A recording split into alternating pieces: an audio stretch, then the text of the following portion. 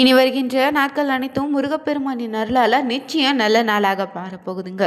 வாழ்க்கையில் எந்தவித கஷ்டமாக இருந்தாலும் சந்தோஷமாக இருந்தாலும் எல்லோரும் வழிபடக்கூடிய தெய்வம்னா அது முருகப்பெருமான் தான். முருகனை வழிபடக்கூடிய நபர்களின் எண்ணிக்கை தற்போது அதிகமாகிட்டே வருது. அந்த வகையில் முருகப்பெருமான் அருள் பாலிக்கக்கூடிய சிறப்பான ஒரு திருத்தலத்தை பற்றி தான் இந்த வீடியோவில் பார்க்க போகிறோங்க. நீங்களும் முருக பக்தராக இருந்தீங்கன்னா மறக்காமல் ஓ முருகா போற்றியிடும் மந்திரத்தை 3 முறை கமெண்ட் பண்ணுங்கள். நிச்சயம் உங்களுடைய வேண்டுதலை முருகப்பெருமான் நிறைவேற்றி தருவார். முருகப்பெருமான் அருள் பாலிக்கக்கூடிய தலம் இதுங்க. இந்த ஆலயம் எங்கே அமைந்திருக்கு? இந்த ஆலயத்திற்கு சென்று வழிபட்டா நம்ம வாழ்க்கையில் என்ன மாதிரியான பிரச்சனைகள் தீர்ந்து பார்த்தீங்கன்னா வாழ்க்கையில் சந்தோஷமும் மகிழ்ச்சியும் நிலைத்திருக்க இந்த ஒரு முருகப்பெருமானை சென்று ஒரு முறை பார்த்தீங்கன்னா அர்ச்சனை செய்து வழிபடுங்க. இந்த ஆலயம் எங்கே அமைந்திருக்குன்னு இந்த வீடியோவில் தெரிஞ்சுக்கலாம். மேலும் நீங்கள் புதியவராக இருந்தீங்கன்னா மறக்காமல் சேனலை சப்ஸ்கிரைப் பண்ணிவிட்டு கூடவே இருக்க பெல் பட்டனை கிளிக் பண்ணிக்கோங்க. தனிப்பட்ட முறையில் உங்கள் ஜாதக ரீதியாக ஏற்படக்கூடிய பிரச்சனை சரியான ஒரு பரிகாரத்திற்கும் வீடியோவில் டிஸ்கிரிப்ஷன் கீழே ஜோதிட நம்பர் கொடுத்துருக்கோம். அந்த நம்பருக்கு நீங்கள் கால் பண்ணி தெரிஞ்சுக்கலாம். வாங்க வீடியோக்குள்ளே போகலாம். முருகப்பெருமான் அருள் பாலிக்கக்கூடிய மலை தலங்களில் எப்போதுமே சிறப்புங்க, சக்தி வாய்ந்த தலமாக இருக்கும். ஒரு முறை சென்று தரிசனம் செய்தாலே வாழ்க்கையில் பார்த்தீங்கன்னா ஏற்றமும் மாற்றமும் நிச்சயம் தருவார் முருகப்பெருமான். அப்படி ஒரு தலம் தாங்க மயிலை முருகப்பெருமான் கோவில். விழுப்புரம் மாவட்டத்தில் திண்டிவனம் அடுத்த கூட்டேரிப்பட்டியில் இருக்குதுங்க. சுமார் 5 கிலோமீட்டர் தொலைவில் இந்த அழகிய மலைக்கோயில் தலம் அமைந்திருக்கு. மயிலன் பேம்பபுரி ஆதீனன்னு ஸ்ரீமத் சிவஞான பாலாய சுவாமிகள் திருமடம் மூலமாக நிர்வகிக்கப்பட்டு வருதுங்க இந்த ஆலயம். மேலும் இந்த ஆலயத்தில் தாங்க சூரபத்மன் முருகனுக்கு எதிராக பல தந்திரங்களை பயன்படுத்தியும் போரில் தோற்றான். தோல்வியுற்ற சூரபத்மன் தன் தவற்றினை உணர்ந்து முருகப்பெருமானை மனமுருகி வேண்டிக் கொண்டானா. எப்போது முருகனுடைய திருவடிகளிலேயே இருந்து அவரையே சுமக்கும் வரம் வேண்டுன்னு வேண்டிக் கொண்டாரு.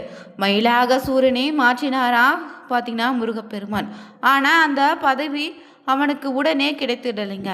ஆதியில் முருகப்பெருமானுக்கு ஒரு மயில் வாகனம் உண்டு. அது இந்திர மயிலாக இருந்திருக்கு. அதை விடுத்து சூரனை வாகனமாக ஏற்க வேண்டும்னா அவன் பக்குவப்பட வேண்டும்னு நினைச்சு அந்த பக்குவத்தை தவமே அளிக்குன்னு முருக கடவுள் சொல்ல, நீ மயில் வடிவத்தை எடுக்க உறுதியோடு தவத்தை மேற்கொள்வாயாகன்னு சொல்லி மறைந்திருக்காரு. பிறகு பார்த்தீங்கன்னா அதன்படி இங்கு சூரபத்மனும் தவம் புரிந்து மயிலாக முருகனின் வாகனமாகக்கூடிய வரத்தை பெற்றாரு. அப்படியே அவன் தவம் புரிந்த இடம்தான் இந்த மயூராசலமா. சூரனின் தவத்துக்கு மகிழ்ச்சி காட்சி கொடுத்த முருகனிடம், இறைவா, நான் மயில் வடிவமாக இருந்து தவம் புரிந்த இந்த மலையில தாங்களும் என்னாலும் வீற்றிருந்த அன்பர்களுக்கு அருள் புரிய வேண்டுன்னு கோரிக்கை வைத்திருக்காரு சூரபத்மனும். அதற்கு முருகப்பெருமானோ எதிர்காலத்துல பல சீத்தர் என்பவர் இங்கு வந்து தவம் புரிவாரு. அப்போது உன் ஆசை நிறைவேறுன்னு சொல்லி மறைந்துட்டாராம். சூரபத்மனோ இங்கு மயில் வடிவம் மலையாக மாறி காத்திருந்ததாக சொல்லப்படுதுங்க. இந்த தளம் பார்த்தீங்கன்னா நாளடைவில் மயிலைன்னு அழைக்கப்படுதுங்க. பொதுவாகவே நீங்கள் பார்த்தீங்கன்னா முருகன் கோவில்களில் இருக்கக்கூடிய மயில் தெற்கு நோக்கியபடியே அல்லது நேர் திசையிலோ இருப்பதை நீங்கள் பார்த்துருப்பீங்க. ஆனால் இந்த ஆலயத்தில் இருக்கக்கூடிய மயிலும் வடக்கு நோக்கியபடி காணப்படுதுங்க. இது சூரபத்மன் வழிபட்ட திசையை குறிப்பதாகவும் சொல்கிறாங்க. அது மட்டும் இல்லை, யாருக்காவது வணங்காத கந்தனின் வேல் இங்கு தவம் புரிந்து பாலசித்தரின் தவத்தை கண்டு வணங்கியதாகவும் நம்பப்படுது. இதன் நினைவாக இன்றுமே இங்கு நடைபெறக்கூடிய கந்த சஷ்டி விழாவில் சூரசம்ஹாரத்திற்கு முருகன் புறப்படும் போது பாலசித்தரிடமிருந்தே முருகப்பெருமான் வேல் வாங்கி செல்லக்கூடிய நிகழ்ச்சியும் நடத்தப்படுது. இந்த கோயிலில் பாலசித்தர் சன்னதியும் தனியாக இருக்குங்க. மேலும் இங்கு ஒவ்வொரு வாரமுமே பார்த்தீங்கன்னா செவ்வாய்க்கிழமை நடைபெறக்கூடிய முருகனுக்குரிய வேலாயுத பூஜையில் வேலாயுதத்திற்கு அர்ச்சனை செய்து வழிபட்டு வரக்கூடிய பக்தர்களின் கடன் பிரச்சனையை அகலுன்னு இந்த ஆலயத்தில் காட்சி தரக்கூடிய முருகப்பெருமானின் படைத்தளபதி வீரபகவே செவ்வாய்தோறும் வழிபட்டு வந்தால் விரைவில் திருமணம் நடைபெறுன்னு பக்தர்களுடைய நம்பிக்கையாகவும் வழிபாடாகவும் இருந்து வருது. அது மட்டும் இல்லை, சக்தி வாய்ந்த இங்கு கந்த சஷ்டி திருவிழாவின் போதே 6வது நாளில் காலை பாலசித்தரிடம் இருந்து வேல் வாங்கக்கூடிய நிகழ்ச்சியும் அன்று மாலையே சூரசங்காரமோ 7வது நாளில் தெய்வானை திருமணமோ நடத்தப்படுதுங்க. இதை காண ஏராளமான பக்தர்களினுடைய கூட்டம் நிறைந்திருக்கும்.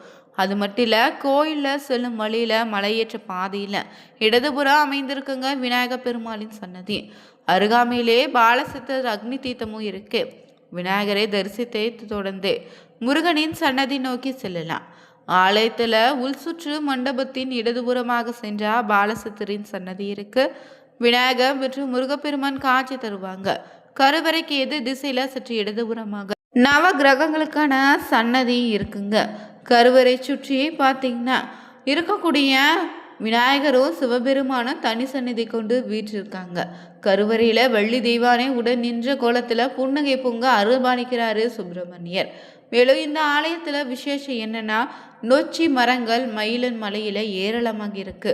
தினமும் காலை பூஜையின் போது நொச்சி இலைகளை மலையாக தொடுத்து மூலவருக்கு உற்சவ மூர்த்திகளுக்கு அணிவிக்கப்படுதுங்க. அதன் பிறகே மற்ற பூமாலைகள் அணிவிக்கப்படுது. வாய்ப்பு இருக்கக்கூடிய உங்களுக்கு பார்த்தீங்கன்னா, நீங்கள் உங்களுடைய கடன் தொல்லை தீர வேண்டும்னாலோ, திருமண விரைவில் நடைபெற வேண்டும்னாலோ இந்த ஆலயத்திற்கு செவ்வாய்க்கிழமை தோறும் சென்று வழிபட்டு வாங்க, நிச்சயம் பலன் உண்டுங்க. அது மட்டும் இல்லைங்க, முருகப்பெருமானை வழிபடக்கூடிய நபர்கள் செவ்வாய்க்கிழமை நாளில் விரதம் இருந்து வழிபட்டா எப்படிப்பட்ட பார்த்தீங்கன்னா கஷ்டமாக இருந்தாலும் முருகப்பெருமான் பார்த்தீங்கன்னா தீர்த்து வைப்பார். முருகப்பெருமானுடைய சிறப்பான ஆலயங்களில் இந்த ஒரு ஆலயத்தை பற்றி தெரிஞ்சுக்கிட்டோங்க. அது மட்டும் இல்லை, எப்படிப்பட்ட பிரச்சனையாக இருந்தாலும் பிரணவ மந்திரத்தின் சொரூபமாக இருக்கக்கூடிய எம்பெருமான் முருகனிடம் வேண்டிக்கிட்டிங்கன்னா நிச்சயம் வேண்டியது கிடைக்குன்னு பக்தர்களின் அசைக்க முடியாத நம்பிக்கையாக இருந்துட்டு வருது. இவருடைய நாமத்தை உச்சரித்தாலும் நம்மை நாம் மெய் மறந்துடுவோம். தீர்க்க முடியாத கடன் பிரச்சனையும் விரைவில் தீர்க்கக்கூடிய முருகனுக்கு நீங்கள் என்ன மாதிரியான விளக்கேற்றி வழிபடலாம், எப்படி ஏற்றணும்னு தொடர்ந்து இந்த வீடியோ பதிவில் பார்க்கலாங்க. கடன் பிரச்சனை மட்டும் இல்லைங்க, உங்களால் தீர்க்க முடியாத எந்த பிரச்சனையாக இருந்தாலும் அறுபடை வீடுகளையும் ஒரு முறை தரிசித்துட்டு வாங்க. முடிந்தா கடலுக்கு அருகே இருக்கக்கூடிய படை வீட்டுக்கு சென்றாவது இறைவனை தரிசிப்பது ரொம்ப நல்லது. நினைக்கும் நடக்கும் கூடிய முருகப்பெருமானுக்கு செவ்வாய்க்கிழமை தான் உகந்த நாளாக இருக்குன்னு சொல்லுவாங்க. இந்த கிழமையில பார்த்தீங்கன்னா உங்களுக்கு அறுபடை வீடுகளுக்கு சென்று வழிபட முடியலனா கூட அருகில் இருக்கக்கூடிய முருகப்பெருமான் கோவிலுக்கு சென்று செவ்வாய்க்கிழமை நாள தீபம் ஏற்றி வழிபட்டு வந்தாலே நிச்சயம் உங்களுடைய வேண்டுதலை முருகப்பெருமான் விரைவில் நிறைவேற்றி தருவார். அந்த வகையில் 6 வாரம் தொடர்ந்து ஒவ்வொரு செவ்வாய்க்கிழமை தோறும் செவ்வாய் ஓரை நேரத்தில் இந்த ஒரு தீபத்தை ஏற்றி வழிபடுங்க. காலையில் எழுந்து குளிச்சு முடிச்சுட்டு செவ்வாய் ஓரையான 11 ரூபாயே நாணயங்களை எடுத்துட்டு இதை ஒரு சிகப்பு துணியில் போட்டு நன்கு முடித்துக்கோங்க. சந்தன குங்குமம் விட்டு வச்சுட்டு இதை முருகன் படத்திற்கு முன்னாடி வச்சு சுத்தமான அகல் விளக்கு ஒன்றை எடுத்து வச்சுட்டு அந்த அகல் விளக்கில் சந்தனம் மஞ்சள் குங்குமம் தடவி பொட்டிட்டு அலங்காரம் செய்திடுங்க. பிறகு அதில் ஒரு புங்க எண்ணெய் ஊற்றுங்க. எண்ணெய் ஊற்றியதோ தாமரை தண்டு திரையை திரித்து போட்டு முருகனுக்கு உகந்த திருப்புகள், கந்த சஷ்டி கவசம், முருகனுடைய மந்திரங்கள் எது உங்களுக்கு தெரியுமோ அதை உச்சரித்து தீபம் ஏற்றுங்க. ஏற்றிய தீபச்சுடர் பார்த்தீங்கன்னா கிழக்கை நோக்கி பிரகாசமாக எரியுமாறு வச்சுட்டு பானகமாக முருகப்பெருமானுக்கு நெய்வேத்தியமாக பார்த்தீங்கன்னா படைத்து வழிபடுங்க. இந்த நாட்களில் பார்த்தீங்கன்னா ஒரு வேளையாவது உபவாசம் இருந்து வழிபடுவது நல்லது. மேலும் இந்த நாளில் இந்த ஒரு தீபத்தை ஏற்றி வச்சுட்டு அருகில் இருக்கக்கூடிய கோவிலுக்கு சென்று முருகப்பெருமானை தரிசனம் செய்துட்டு யாருக்கு கடன் பிரச்சனை இருக்கிறதோ அவருடைய பெயரை சொல்லி அர்ச்சனை செய்து பாருங்க. தொடர்ந்து இப்படி 6 வாரங்கள் இந்த தீபத்தை ஏற்றி அர்ச்சனை செய்து முருகனை வழிபட்டுட்டு 7வது வாரம் நீங்கள் முருகனை தரிசிக்கும் போது அந்த 11 ரூபாய் உண்டியெல்லாம் அப்படியே போட்டுடுங்க. அதற்குள்ள நிச்சயம் கடன் அனைத்து தீர்த்து விட்டு இருக்கோ, கடன் பிரச்சனை தீர்வதற்குரிய அறிகுறிகள் உங்களுக்கு தெரியுங்க. அந்த அளவுக்கு சக்தி வாய்ந்த இந்த புங்க எண்ணெயை கொண்டு தீப பரிகாரத்தை செய்து வந்தீங்கன்னா எப்படிப்பட்ட தடைகள் இருந்தாலும் இடையூறுகள் தகர்ந்து தொடர்ந்து பிரார்த்தனை செய்துவாங்க. கட்டுக்கடங்காத கடன் பிரச்சனையாலும் கழுத்தை நெருக்கக்கூடிய வண்ணம் இருக்கக்கூடிய சகல பிரச்சனைகளுக்கும் நம்பிக்கையோடு பார்த்தீங்கன்னா தொடர்ந்து செவ்வாய்க்கிழமை நாளில் முருகப்பெருமானை நினைச்சு கொண்டு இந்த ஒரு புங்க எண்ணெயில் தீபம் ஏற்றி வழிபடுங்க. நிச்சயம் உங்களுடைய வேண்டுதலை 6 வாரத்திற்குள்ள முருகப்பெருமான் நிறைவேற்றி தருவார். அது மட்டும் இல்லைங்க, முருகப்பெருமானுக்கு செவ்வாய்க்கிழமை நாளில் பார்த்தீங்கன்னா செவ்வரளி பூக்களால் அர்ச்சனை செய்து பார்த்தீங்கன்னா நெய் தீபம் ஏற்றி வழிபட்டு வந்தால் சிறப்பான பலன் உண்டு.